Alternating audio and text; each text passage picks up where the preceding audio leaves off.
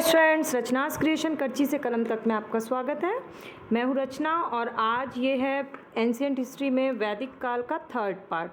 2 part मैंने पहले ही post कर दिए, ये थर्ड पार्ट है जिसमें 50 important question, 50 important question for pre, किसी भी तरह के प्री के एग्ज़ाम के लिए, 1 डे एग्ज़ाम हो, यूपीएससी हो, पीसीएस हो, किसी भी एग्ज़ाम में जो क्वेश्चन पूछे जा चुके हैं, जो क्वेश्चन पूछे जा सकते हैं और 3 से 4 किताबों का कलेक्शन करके उसमें से क्वेश्चंस को सेलेक्ट करके मैं 50 इम्पॉर्टेंट क्वेश्चंस ये सीरीज़ निकाले हैं मैंने। तो इसको आप क्वेश्चंस को पूरा देखिएगा, बहुत कम समय में आपको 50 क्वेश्चंस कवर कराऊंगी। तो चलिए शुरू करते हैं 50 क्वेश्चन ऑफ वैदिक काल देखना। तो पहला क्वेश्चन है, ऋग्वेद की मूल लिपि क्या थी? आपको ऋग्वेद का मूल लिपि बताना है। तो मैं ऑप्शन दे रही हूँ, देवनागरी, खरोष्टी, पाली और ब्राह्मी। तो इसका आंसर क्या होगा? इसका आंसर होगा ब्राह्मी लिपि। ऋग्वेद की मूल लिपि क्या थी? ब्राह्मी। ये क्वेश्चन पूछा जा चुका है, ठीक है। तो ये इसका आंसर है ब्राह्मी, क्योंकि ऋग्वेद में कुल 10 मंडल हैं, ये भी याद कर लीजिएगा साथ में, 10 मंडल हैं, 1028 सूक्त हैं और इसके जो पठन करते थे उसको क्या बोलते थे? होत्री। ये मैंने पिछली वीडियो में बताया हुआ है, तो आप इसको देख सकते हैं पिछली वीडियो में भी। बेसिकली क्वेश्चन है, ऋग्वेद की मूल लिपि ब्राह्मी थी। अवेस्ता किस क्षेत्र से जुड़ी हुई है?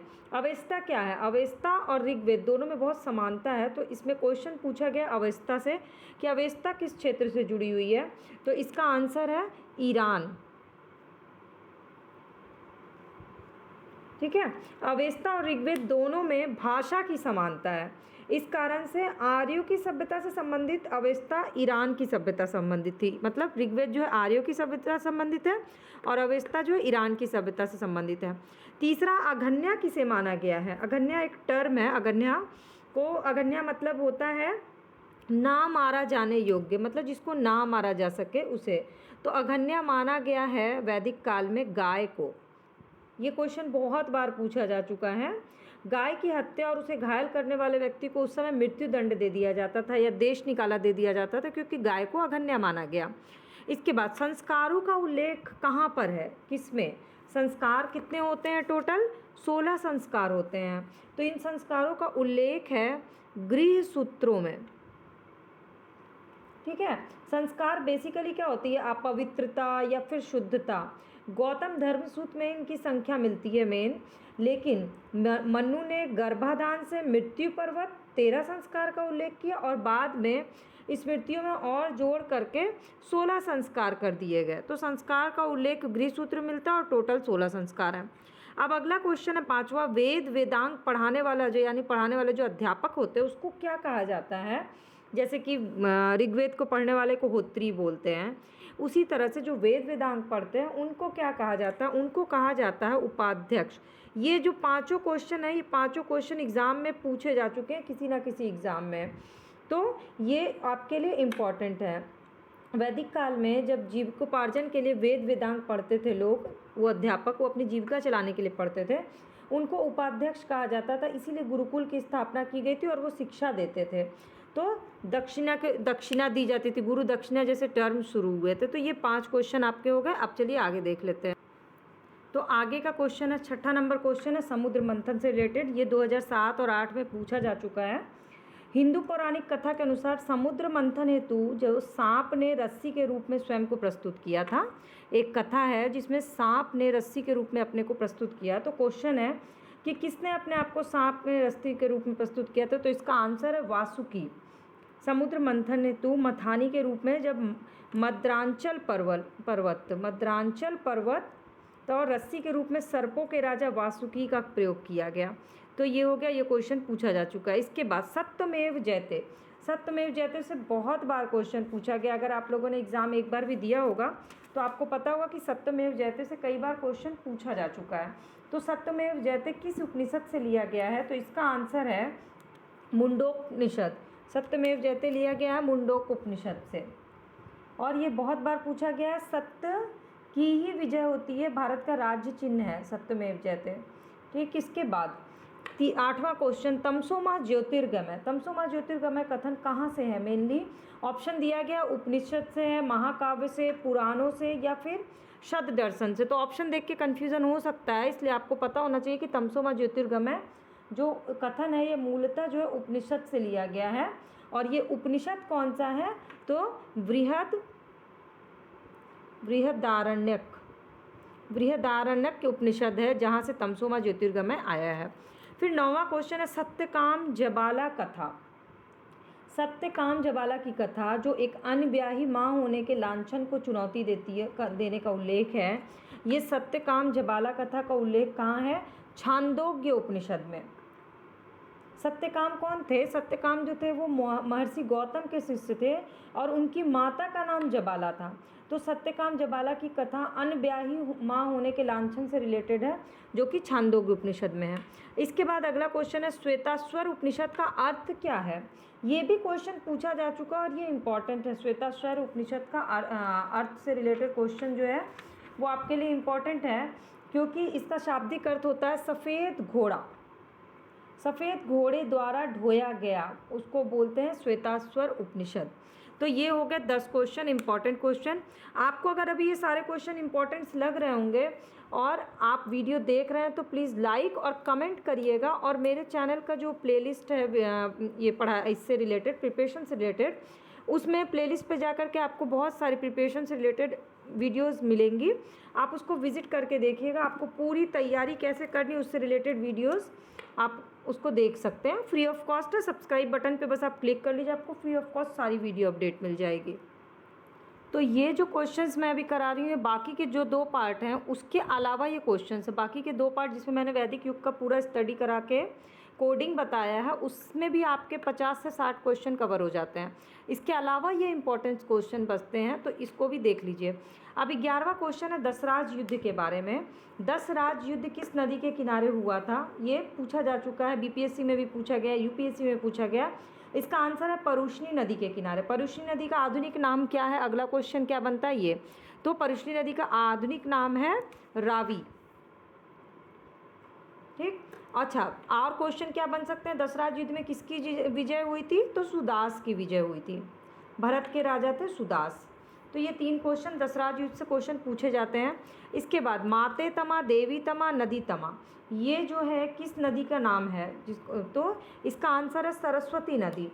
अब आगे इसमें क्या क्वेश्चन बन सकता है कि वैदिक युग में किस नदी को सबसे ज़्यादा पवित्र माना जाता था? तो सरस्वती नदी को सबसे ज़्यादा पवित्र माना जाता था। ऑप्शंस देख के हो सकता है कि आपको कन्फ्यूज़न हो, गंगा, यमुना, सिंधु और सरस्वती ऑप्शन देके, तो आपको पता होना चाहिए कि सरस्वती सबसे पवित्र नदी थी। इसके बाद आर्य अपनी जीविकोपार्जन का मेन साधन क्या था आर्यों का? तो ऑप्शन आपको जब कृषि, शिकार, शिल्प और व्यापार दिया जाएगा तो आप कंफ्यूज हो सकते हैं। तो बेसिकली इसका आंसर है शिकार। आर्य जो है वो खानाबदोश शिकारी थे और अस्थायी जीवन जीते थे, इसीलिए वो कृषि से ज़्यादा किस पे डिपेंडेंट थे? शिकार पे डिपेंडेंट थे। इसके बाद 14वां क्वेश्चन है वैदिक युग की शासन प्रणाली कैसी थी? वैदिक युग की शासन प्रणाली का ऑप्शन है निरंकुश थी, प्रजातंत्र थी, गणतंत्र थी या वंश परंपरागत राजतंत्र थी। ऑप्शन देखते ही ऑटोमेटिक कन्फ्यूजन शुरू हो जाता है। तो इसका आंसर है वंश परंपरागत राजतंत्र। ये लोकप्रिय शासन प्रणाली थी, यानी जनता द्वारा चुनाव का उदाहरण भी मिलता है कहीं कहीं, लेकिन मेन जो था वो वंश परंपरागत राजतंत्र थी। इसके बाद 15वां क्वेश्चन है सभा क्या थी? तो सभा जो थी वैदिक काल में मंत्री परिषद थी। सभा और समिति नाम की 2 संस्था थी, मैंने बताया लास्ट वीडियो में।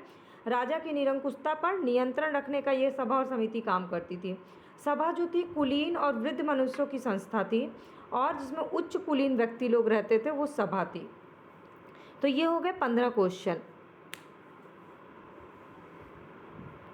आप लोग बाकी की वीडियो वैदिक काल के रिलेटेड जो है वो देख लीजिएगा। और उसके अलावा अगर आपको कोई और इम्पॉर्टेंट क्वेश्चन लग रहा है जो मैंने छोड़ दिया हो, तो आप प्लीज़ मुझे कमेंट सेक्शन में कमेंट करके बताइएगा।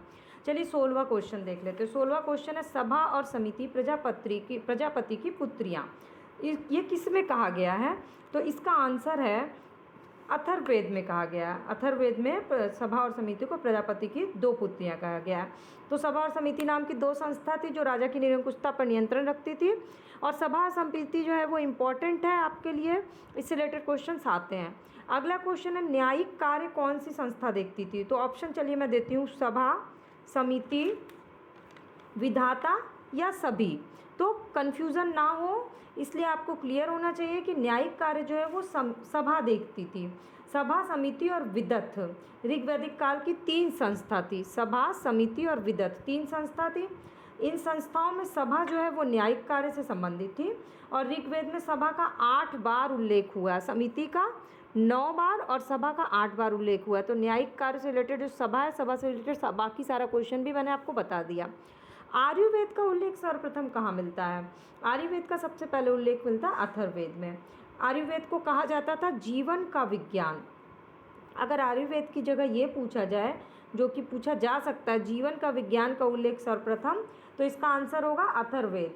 आयुर्वेद में बेसिकली हम लोग जानते हैं कि अंधविश्वास का वर्णन किया गया, लेकिन इसमें और भी विषय हैं, जैसे कि रोग निवारण करना, प्रणय गीत, विवाह, ये सारी चीज़ें, विवाह से रिलेटेड गीत हैं।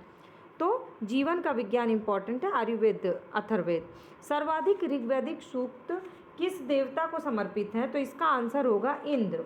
ऋग्वेद में इंद्र का वर्णन सबसे ज़्यादा प्रतापी देवता के रूप में किया गया है, जिसको 250 सूक्त समर्पित है। सर्वाधिक लोकप्रिय देवता जो था यही था। इंद्र को आर्यों का मतलब युद्ध का नेता कहा जाता था। इंद्र को वर्षा, आंधी, तूफान, ये सारे चीज़ से रिलेटेड थे इंद्र। गायत्री मंत्र की रचना किसने की थी? गायत्री मंत्र से रिलेटेड और भी क्वेश्चन पूछे जा चुके हैं, जैसे कि गायत्री मंत्र का उल्लेख कहाँ है? तो वो ऋग्वेद में है। तो गायत्री मंत्र की रचना किसने की थी? गायत्री मंत्र की रचना की थी विश्वामित्र ने। कौन से मंडल में है गायत्री मंत्र, ये आप मुझे बताइएगा, क्योंकि मैंने पिछली वीडियो में आपको बताया कि गायत्री मंत्र का उल्लेख ऋग्वेद के किस मंडल में। मैंने उसके राइटर का नाम बता दिया, विश्वामित्र। अब आगे का आंसर आपको बताना है। चलिए अब लास्ट एक पे 5 क्वेश्चन और देख लेते हैं, और उसके बाद आप मुझे ज़रूर बताइएगा कमेंट सेक्शन में कमेंट करके कि इसके अलावा और 25 क्वेश्चन का एक और सीरीज़ मैं अभी इसके बाद पोस्ट करूंगी। पहले आप ये 25 क्वेश्चन तैयार कर लीजिए, लास्ट की 2 वीडियो वैदिक काल तैयार कर लीजिए। यकीन मानिए इससे बाहर वैदिक काल का क्वेश्चन नहीं आएगा। एंड रेयर केस एक आध क्वेश्चन ऐसे पूछे ही जाते हैं जिसमें आपको तुक्का मारना पड़े या वाइड गेस करना पड़े, उसके लिए आप तैयार रहिए। आपको टॉपिक को अच्छे से तैयार करना है, ना कि उस पर रिसर्च करना है, ताकि आपके बाकी टॉपिक्स बैलेंस ना हो पाए। 21st क्वेश्चन है, सर्ग, प्रतिसर्ग, वंश, मनवंतर, ये सब किसके संकेतक हैं? आपने इसका नाम सुना है? सर्ग, प्रतिसर्ग, वंश, मनवंतर, ये सब किसके संकेतक हैं? ये सब संकेतक हैं पुराणों के। ये पुराणों के संकेतक हैं। पुराण में 5 प्रकार के विषय हैं, जिसमें है सर्ग, प्रतिसर्ग, वंश, मनवंतर और वंशानुचरित। ये 4 हैं, 5 हैं, सर्ग, प्रतिसर्ग, वंश, मनवंतर और वंशानुचरित। ये 5 प्रकार के विषय हैं जिसका वर्णन पुराणों में किया गया है। तो इससे रिलेटेड क्वेश्चन अभी हाल में ही पूछा गया है, इसलिए ये बहुत इंपॉर्टेंट है। और अगर इसका अब फॉरवर्ड लिंक का क्वेश्चन बनता है, क्योंकि ये पूछा जा चुका है, तो अब आगे का अगर बनता है तो सर्ग जो होता है ना, वो है बीज या आदि सृष्टि का पुराण है, ठीक। प्रतिसर्ग प्रलय के बाद की पुनर्सृष्टि, प्रलय के बाद का पुनर्सृष्टि हो गया प्रतिसर्ग। वंश में देवताओं या ऋषियों के वंश वृक्षों का वर्णन किया गया है, देवता या ऋषियों के वंश का। मनवंतर में कल्प के महायुग का वर्णन है, कल्प के महायुग का। और वंशानुचरित पुराणों के वे अंग हैं जिसमें राजवंशों की तालिका दी गई है। तो ये 5 क्या हैं ये मैंने बता दिया, ये आपके लिए वेरी वेरी इंपॉर्टेंट हो सकते हैं। सर्ग फिर से रिपीट कर देती हूँ, सर्ग बीज या सृष्टि का पुराण है, प्रतिसर्ग प्रलय के बाद जो पुनर्सृष्टि हुई वो है, वंश में देवताओं ऋषि के वंश हैं, मनवंतर में कल्प के महायुग का वर्णन है, और वंशानुचरित में वंश है, राजवंशों की तालिका दी गई है। अब अगला क्वेश्चन 22, महाभारत का मूल रूप क्या, किस नाम से जाना जाता है? तो महाभारत का जो मूल रूप है उसको जय संहिता। अब महाभारत से रिलेटेड और क्या क्वेश्चन आपके लिए इंपॉर्टेंट हो सकते हैं, क्योंकि आपको सीधे सीधे आप लोग फैक्ट मत याद किया करिए, बैकवर्ड और फॉरवर्ड लिंक, मतलब पिछला क्या इंपॉर्टेंट है और आगे क्या इंपॉर्टेंट हो सकता है, ये दोनों चीज़ें इंपॉर्टेंट है। तो महाभारत प्रारंभिक रचना कब हुई थी? 8800 श्लोक हैं महाभारत में, और इसे जय संहिता के नाम से जाना जाता था। महाभारत का दूसरा संस्करण भारत था, इसमें श्लोकों की संख्या थी 24,000।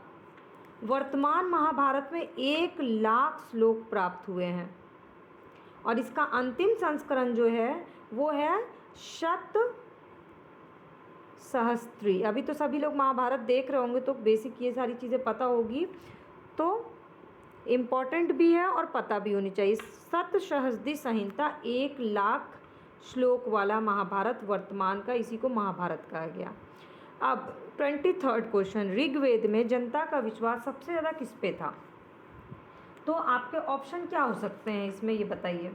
ऑप्शन आपके ऐसे होंगे कि आपको कन्फ्यूज़न हो सकता है, तो हमेशा आपको किस चीज़ के लिए तैयार रहना है? बिना ऑप्शन के आपको आंसर देने के लिए तैयार रहना। जैसे कि मूर्ति पूजा, एकेश्वरवाद, देवी पूजा या बलि और कर्मकांड। आपको 4 ऑप्शन दिए गए, तो इसका आंसर होगा बलि एवं कर्मकांड। यज्ञ की प्रधानता थी, लेकिन वो लोग पितरों की भी पूजा करते थे, तो बलि और कर्मकांड में ज़्यादा विश्वास करते थे। पूर्व वैदिक आर्यों का धर्म क्या था? बेसिकली वो क्या करते थे, तो वो प्रकृति पूजा करते थे और यज्ञ पे बल देते थे, जो बाद में चेंज हुआ, लेकिन स्टार्टिंग में यही था, प्रकृति पूजा और यज्ञ पे थे। अब ये 25 क्वेश्चन है, ये पार्ट 1 है क्वेश्चन का, फिर इसके बाद पार्ट 2, क्योंकि एक ही वीडियो बहुत लंबी हो जाएगी तो आप लोग क्वेश्चंस को भूल जाइएगा, इसलिए मैं 2 पार्ट में इसको कर रही हूँ। 25-25 क्वेश्चन, जैसे सिंधु घाटी सभ्यता का भी ऐसे ही किया है। 25-25 क्वेश्चन करके तैयार करने से आपको याद रहता है और रिवीजन करना भी आसान होता है। तो लास्ट क्वेश्चन, आर्य संस्कृति का धुर मतलब मेन सेंटर किसको माना गया? अंग और मगध को माना गया है आर्य संस्कृति का मेन सेंटर। वो लोग जो है वो प्राकृत भाषा बोलते थे, फॉरवर्ड लिंक, और आर्य संस्कृति के प्रभाव से बाहर थे। इसके बाद ये आपके लिए अथर्ववेद में मगध और अंग दोनों को दूरस्थ प्रदेश कहा गया, ये इम्पॉर्टेंट है। अथर्ववेद में मैंने लास्ट वीडियो में ये बताया है कि मगध और अंग दोनों को दूरस्थ प्रदेश कहा गया। तो ये हो गए आपके टॉप 25 क्वेश्चंस ऑफ वैदिक काल, और ये आप खुद समझ गए होंगे कि ये इंपॉर्टेंट क्वेश्चन है, क्योंकि मैंने बाकी जो 2 क्लास ली है वैदिक काल की, उसमें ऑलरेडी मैंने 40 से 50 क्वेश्चंस कवर कराए हुए हैं, लेकिन उसके अलावा भी अगर ये क्वेश्चन निकले तो ये इंपॉर्टेंट क्वेश्चन है, जो कि बैक ईयर क्वेश्चंस हैं का कलेक्शन है। फॉरवर्ड लिंक है, क्या क्या पूछा जा सकता है, और बुक्स से आपके इंपॉर्टेंट क्वेश्चन का कलेक्शन है। तो अगर आपने वीडियो पूरी देखी है तो प्लीज़ मुझे कमेंट करके बताइएगा कि आपको वीडियो यूज़फुल लगी या नहीं लगी, और अपने क्वेश्चंस भी आप मुझे मैसेज कर सकते हैं। तो नेक्स्ट वीडियो अगली जल्दी ही अपलोड करूँगी, तब तक आप इन सारे क्वेश्चंस को याद कर लीजिए।